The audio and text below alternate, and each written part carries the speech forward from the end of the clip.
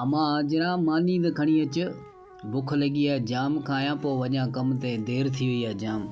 जी बाबा खणी थी अचा। बाबा ये वठ मानी, आ तुझे ला पानी भरे दे अचा।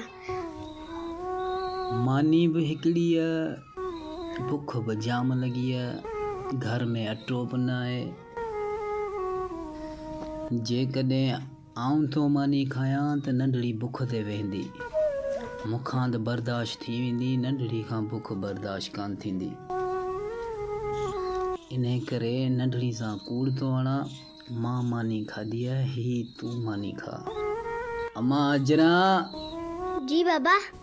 अम्मा मुंहिंजो पेट फुल है, ही मानी तूं खा, आऊं वञा थो कम ते, देर थी वई है। जी बाबा। ओ अब्बा आए को सखी मोमिन जो मुंह जड़े फकीर के मानी खराए। ओ अब्बा आए को सखी मोमिन मुंह फकीर के मानी खराए, बिन ॾींहं जो बुखियो आहियां। ओ अल्लाह नाले ते आए को सखी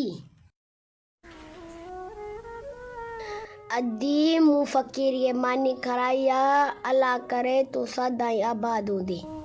कल को सो ॾींहुं न ॾिसी सदाई आबाद हूंदी। नबी करीम सल्लल्लाहु ताला अलैहि वसल्लम इरशाद फरमाते हैं कि जो भूखे को खाना खिलाएगा अल्लाह उसे जन्नत के फल खिलाएगा, अल्लाह उसे जन्नत के फल खिलाएगा।